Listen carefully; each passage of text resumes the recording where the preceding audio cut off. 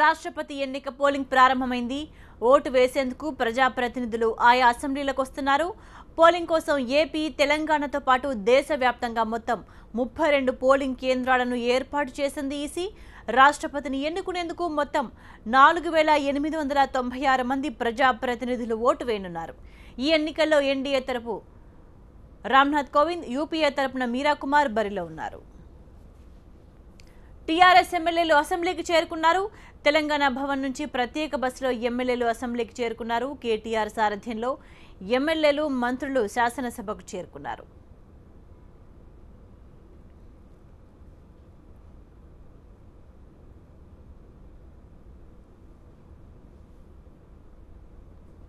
ఆంధ్రప్రదేశ్లో కూడా రాష్ట్రపతి ఎన్నికలకు పోలింగ్ ప్రారంభమైంది. అమరావతి నుంచి మరింత సమాచారాన్ని మా ప్రతినిధి అశోక్ అందిస్తారు. అశోక్,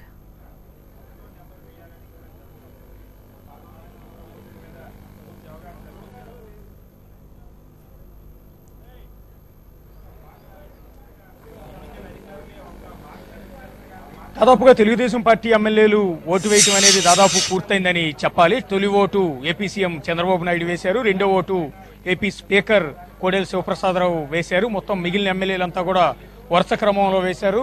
కొద్దిసేపటి క్రితమే హిందూపురం ఎమ్మెల్యే సినీ నటుడు బాలకృష్ణ కూడా తన ఓటు హక్కును వినియోగించుకున్నారు. మన ముందు ఇప్పుడే ఓటు వేసి వచ్చిన విజయవాడ సెంట్రల్ ఎమ్మెల్యే బోండామ్మ ఉన్నారు. ఎలా జరిగింది ఓటు వేయటం అనేది? అవగాహన ముందస్తుగానే మీకు కల్పించినట్టున్నారు. ఏం పొరపాట్లు దొరకకుండా రామ్నాథ్ కోవింద్కే కరెక్ట్గా ఓటు వేశారు? అంటే మొట్టమొదటిసారి మన సొంత రాష్ట్రం, సొంత అసెంబ్లీలో ఈ దేశ ప్రథమ పౌరుడికి ఓటేయటం సంతోషంగా ఉంది.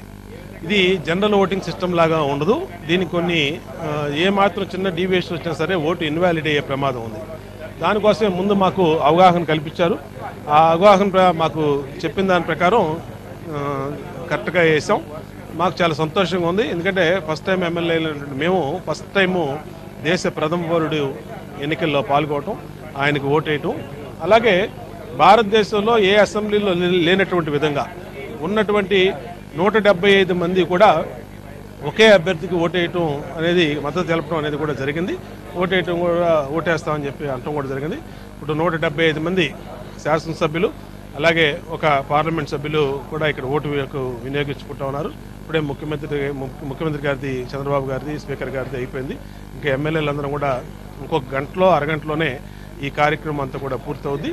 ఈ రాష్ట్రం నుంచి పడినటువంటి 175 ఓట్లు కూడా ఏది ఇన్వాలిడ్ అవ్వకుండా అందరూ కూడా ఇన్స్ట్రక్షన్స్ ఇవ్వటం కూడా జరిగింది. కాబట్టి ఖచ్చితంగా ఏ ఓటు ఇన్వాలిడ్ అవుతుందనే భావిస్తూ ఉన్నాం.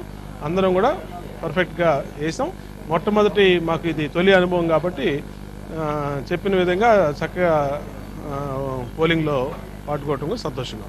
ఎలా ఉంది? మీరు తొలిసారి ఎమ్మెల్యేగా ఎన్నికయ్యారు, తొలిసారి రాష్ట్రపతి ఎన్నికల్లో కూడా పార్టిసిపేట్ చేయటం ఎలా ఉంది మీకు? నాకు మంచి అనుభూతినిచ్చింది ఒక దేశ ప్రథమ అభ్యర్థికి ఓటు వేయడం అనేది. అలాగే ముఖ్యమంత్రి గారు కూడా మా టీడీపీ ఎమ్మెల్యేలకు సంబంధించి ప్రత్యేకంగా ఒక పవర్ పాయింట్ ప్రజెంటేషన్ చేసి, ఎక్కువ మంది ఫస్ట్ టైం ఎమ్మెల్యేస్ దాదాపు 100 మంది ఉన్నారు, అందరికీ కూడా ఈ విధంగా చేయాలి అని చెప్పి పవర్ పాయింట్ ప్రజెంటేషన్ తోటి ఒక మాక్ పోలింగ్ బ్యాలెట్ పేపర్ తోటి చూపించడం జరిగింది. తర్వాత టీడీఎల్పీలో మళ్ళీ నమూనా బ్యాలెట్ మీద ఏ విధంగా ఓటేయాలనేది కూడా పోలింగ్ నిర్వహించిన తర్వాత అక్కడికి వెళ్ళడం. ఎందుకనంటే ఒక క్రమశిక్షణగా టీడీపీ ఎమ్మెల్యేలు ఓటు ఒక్కటి కూడా పొరపాటు జరగడానికి వీల్లేదు, కరెక్ట్గా పోల్ చేయాలనే ఒక ఆలోచనతోటి, అలాగే మనం తీసుకెళ్తా ఉన్న పెన్నులు కానీ లేకపోతే సెల్ ఫోన్స్ కానీ లోపలికి అలౌ చేయలేదు.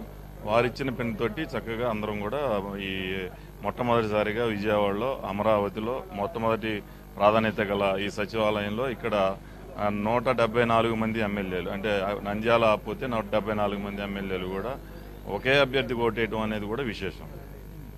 రాయపాటి గారు కూడా వచ్చారా? ఇవాళ రాలేదు, ఆయన కూడా ఇక్కడే ఓట్ చేస్తారని చెప్పేసి పర్మిషన్ తీసుకున్నారని, ఓటుకి రాబోతా ఉన్నారని చెప్పారు. ఈ పార్టీకి సంబంధించి అందరు ఎమ్మెల్యేలు అటెండ్ అయ్యారా? ఎవరన్నా అనారోగ్య కారణాలతో కానీ రాకపోవడం అట్లాంటిది ఏమైనా ఉందా? అందరూ అటెండ్ అవుతున్నారు. ఒకరిద్దరు ఫేవర్ తోటి ఉండి భీమవరం ఎమ్మెల్యే గారు ఇప్పుడు ఆల్రెడీ రీచ్ అయ్యారు. అందరూ కూడా ఓటింగ్ చేస్తా ఉన్నారు. దాదాపుగా తెలుగుదేశం పార్టీకి సంబంధించి అందరూ ఎమ్మెల్యేలు కూడా ఓటింగ్కి హాజరవుతున్నారు. అట్లాగే వైఎస్ఆర్ కాంగ్రెస్ పార్టీ నుంచి తెలుగుదేశం పార్టీలో చేరిన ఎమ్మెల్యేలు, అట్లాగే ఇండిపెండెంట్గా గెలిచి తెలుగుదేశం పార్టీకి మద్దతు ఇస్తున్న చీరాల ఎమ్మెల్యే ఆమంచి కృష్ణమోహన్, అట్లాగే వేరే ఇంకొక ఇండిపెండెంట్గా గెలిచిన పిఠాపురం ఎమ్మెల్యే వర్మతో పాటు అందరూ కూడా ప్రస్తుతం తెలుగుదేశం పార్టీ తరఫున రాష్ట్రపతి ఎన్నికల్లో ప్రస్తుతం తమ ఓటు హక్కును వినియోగించుకుంటున్నారు. ఎక్కడ కూడా అబ్సెంట్ అనేది లేకుండా ప్రతి ఒక్కరూ కూడా ఓటు హక్కును వినియోగించుకుంటూ ఉన్నారు. ఇక వైఎస్ఆర్ కాంగ్రెస్ పార్టీ తరఫున గెలిచిన ఎమ్మెల్యేలందరూ కూడా మరికొద్ది సేపట్లోనే జగన్మోహన్ రెడ్డితో పాటు కలిసి తమ ఓటు హక్కును వినియోగించుకోవడానికి దాదాపు 46 మంది ఎమ్మెల్యేలు ఇంక్లూడింగ్ జగన్ అందరూ కలిసి ఒకే బస్సులో ఇక్కడికి అసెంబ్లీకి రాబోతున్నారు. ఇక బీజేపీకి సంబంధించి ఆ పార్టీ శాసనసభాపక్ష నేత విష్ణుకుమార్ రాజుతో పాటు వాళ్ళు కూడా మరికొద్దిసేపట్లోనే అసెంబ్లీకి రాబోతున్నారు. దాదాపుగా తెలుగుదేశం పార్టీకి సంబంధించిన ఓటింగ్ ప్రక్రియ అనేది ముగిసినట్టే మనం భావించాల్సి ఉంటుంది. కొద్దిసేపటి క్రితమే ఏపీ సీఎం చంద్రబాబు నాయుడుతో పాటు మిగిలిన ఎమ్మెల్యేలంతా కూడా ఓటు వేసి తిరిగి సచివాలయానికి వెళ్ళిపోవటం కూడా జరిగింది. కొద్దిసేపటి క్రితమే మిగిలిన ఎమ్మెల్యేలందరూ కూడా ఓటు వేయటం అనేది దాదాపుగా ముగిసిపోయింది. ఎందుకంటే 120 మంది ఎమ్మెల్యేలే కాబట్టి ఓటు వేయటం అనేది దాదాపు గంట సేపు లోపే ఎన్నికల ప్రక్రియ అనేది ముగిసిపోయింది. మహిళా మంత్రులు కావచ్చు, మిగిలిన వాళ్ళు కావచ్చు, అందరూ కూడా తమ ఓటు హక్కును వినియోగించుకున్నారు. ఏమాత్రం పొరపాట్లు దొరకకుండా ముందు రోజు నుంచి కూడా చాలా జాగ్రత్తలు తీసుకున్నారు. మాక్ పోలింగ్ నిర్వహించారు. ఓటు వేయటంలో ఎలాంటి తప్పులు దొరలకుండా ఉండేందుకు ముందు నుంచి కూడా జాగ్రత్తలు తీసుకున్నారు కాబట్టి, అవగాహన కల్పించారు కాబట్టి ఎమ్మెల్యేలందరూ కూడా చాలా జాగ్రత్తగా ఓటు అనేది వినియోగించుకున్నారు, ఓటు వేశారని మనం భావించాల్సి ఉంటుంది. ఇప్పుడే మనతో మాట్లాడిన ఎమ్మెల్యేలు ఇద్దరు కూడా చెప్తున్నారు. బోండా ఉమ్మతో పాటు బోడే ప్రసాద్ కూడా చెప్తున్నారు చాలా జాగ్రత్తగా రామ్నాథ్ కోవింద్కే ఓటు వేశాం. ముందు నుంచి కూడా చెప్తున్నారు మేము ఎన్డీఏ అభ్యర్థి ఎవరైతే ఉన్నారో రామ్నాథ్ కోవింద్కే ఓటు వేయమని చంద్రబాబు నాయుడు చెప్పారు కాబట్టి ఆయనకే ఓటు వేశామని వాళ్ళు కూడా చెప్తూ ఉన్నారు. ఈ నేపథ్యంలో తెలుగుదేశం పార్టీకి సంబంధించిన ఎమ్మెల్యేల ఓటింగ్ ప్రక్రియ అనేది దాదాపుగా పూర్తయిపోయిందని చెప్పాలి. ఇక వైఎస్ఆర్ కాంగ్రెస్ పార్టీకి సంబంధించిన ఎమ్మెల్యేలు మరికొద్దిసేపట్లోనే ఇక్కడికి ఏపీ అసెంబ్లీకి రాబోతూ ఉన్నారు. మరికొద్దిసేపట్లో ఇప్పటికే విజయవాడ స్టేట్ గెస్ట్ హౌస్ నుంచి జగన్ ఆధ్వర్యంలో వైఎస్ఆర్ పార్టీకి సంబంధించిన ఎమ్మెల్యేలందరూ కూడా బస్సులో బయలుదేరారు. మరో 10 నిమిషాల లోపే ఏపీ అసెంబ్లీకి వాళ్ళందరూ కూడా చేరుకోబోతూ ఉన్నారు. కర్ణాటకలోనూ రాష్ట్రపతి ఎన్నికల పోలింగ్ ప్రారంభమైంది. అధికార విపక్ష ఎమ్మెల్యేలు పోలింగ్లో పాల్గొనేందుకు శాసనసభకు చేరుకున్నారు. కాంగ్రెస్, బీజేపీతో పాటు జేడీయూ ఇతర పార్టీ ఎమ్మెల్యేలు ఓటు వేస్తున్నారు.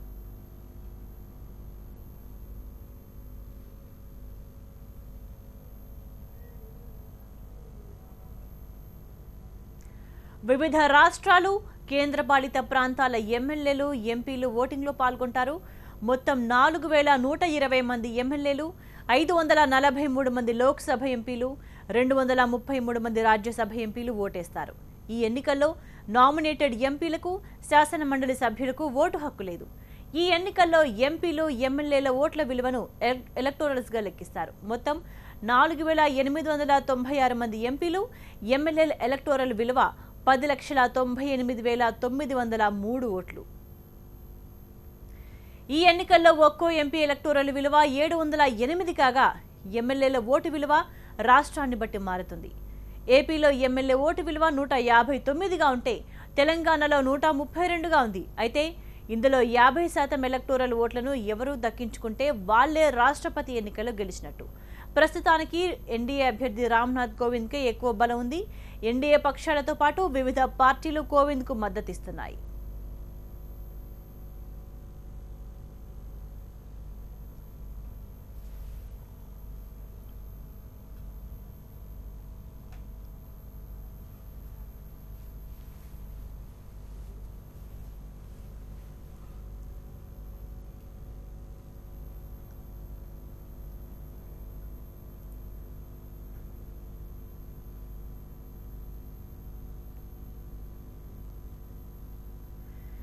ఇప్పటికే ఏపీ అసెంబ్లీలో టీడీపీకి సంబంధించిన సభ్యులంతా ఓటు వేయడం జరిగింది. ఇక వైసీపీ ఎమ్మెల్యేలు కూడా తరలి వస్తున్నారు. మరింత సమాచారం మా ప్రతినిధి దీప్తి అందిస్తారు.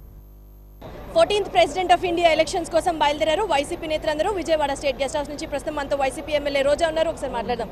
మేడం, 14th ప్రెసిడెన్షియల్ ఎలక్షన్స్ యునానిమస్గా ఉండబోతున్నాయి. అసలు కాంపిటీషన్ అనవసరం అన్న వైఎస్ జగన్మోహన్ రెడ్డి వ్యాఖ్యల్ని రాష్ట్ర వ్యాప్తంగా చాలా మంది క్రిటిసైజ్ కూడా చేశారు. అసలు డెమోక్రటిక్ నేషన్లో ఉంటూ ఇలాంటి స్టేట్మెంట్స్ చేయడం ఏంటి అని. ఇవాళ కూడా స్టిల్ మీరు అదే స్టాండ్ మీద రామ్నాథ్ కోవింద్ని సపోర్ట్ చేయడానికి బయలుదేరుతున్నారా? ఖచ్చితంగా రామ్నాథ్ కోవింద్ గారినే సపోర్ట్ చేస్తాం. ఎందుకంటే ఈరోజు బలమైన పార్టీగా ఒక బీజేపీ రాష్ట్రపతి క్యాండిడేట్ పెట్టినప్పుడు దాని మీద పోటీ పెట్టినా కూడా నిలబడే పరిస్థితి లేనప్పుడు పోటీ పెట్టడం కూడా వేస్ట్. నించున్న వ్యక్తి ఎవరైతే గెలవబోతున్నారో అతన్ని కూడా అవమానించిన పద్ధతి అవుతుందే తప్ప మరొకటి కాదు.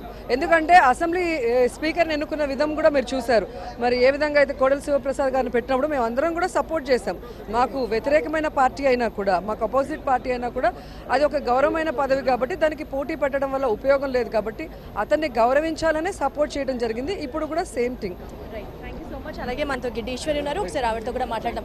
మేడం, స్టేట్లో స్పీకర్ ఎలక్షన్స్ జరుగుతున్నప్పుడు యునానిమస్గా జరగకూడదు, ఖచ్చితంగా రాజకీయాలకి అతీతంగా ఉండాలి అని చెప్తూ జగన్మోహన్ రెడ్డి ఆరాజు స్టేట్మెంట్ చేశారు. కానీ ఇవాళ బీజేపీ నామినేట్ చేసిన క్యాండిడేట్కి సపోర్ట్ చేయడం కేవలం స్వలాభం కోసమే అంటున్నారు. దీనికి మీరు ఏం చెప్తారు? ఆ రోజు ఏదైతే స్పీకర్కి యునానిమస్గా జరగాలని చెప్పి టీడీపీ చెప్పినటువంటి దానికి ఏకగ్రీవంగా స్పీకర్ గారిని ఎన్నుకున్నామో అదే రాష్ట్రపతి ఎన్నిక కూడా అది చాలా అత్యున్నతమైన స్థాయి కనుక ఖచ్చితంగా రాష్ట్రపతి ఎన్నిక కూడా యునానిమస్గా జరగాలని ఈరోజు అదే స్టాండ్ మీద వెళుతున్నాం. ఖచ్చితంగా ముఖ్యంగా మా దళిత గిరిజన పెద్దలు రాష్ట్రపతి అవుతున్నందుకు చాలా ఆనందంగా ఉంది. మొత్తానికి స్టేట్ గెస్ట్ హౌస్ దగ్గర వైసీపీ నేతలందరూ ప్రతిపక్ష నేత వైఎస్ జగన్మోహన్ రెడ్డితో భేటీ అయిన ఆ తర్వాత ఎలక్షన్స్కి సంబంధించిన ప్రొసీజర్ని డిస్కస్ చేసుకున్న అనంతరం యునానిమస్గా వీళ్ళందరూ కలిసి ఆ రోజు స్పీకర్కి సంబంధించి టీడీపీ నామినేట్ చేసిన క్యాండిడేట్ని ఎలా అయితే గెలిపించామో ఇవాళ కూడా బీజేపీ సపోర్ట్ చేస్తున్న క్యాండిడేట్ని రామ్నాథ్ కోవింద్ని ఎన్నుకోవడానికి బయలుదేరుతున్నాము అని చెప్తున్నారు. మరి కాసేపట్లో అసెంబ్లీకి చేరుకోబోతారు. కెమెరా పర్సన్ సురేష్తో Deepthi, TV9 state guest house Vijayawada నుంచి.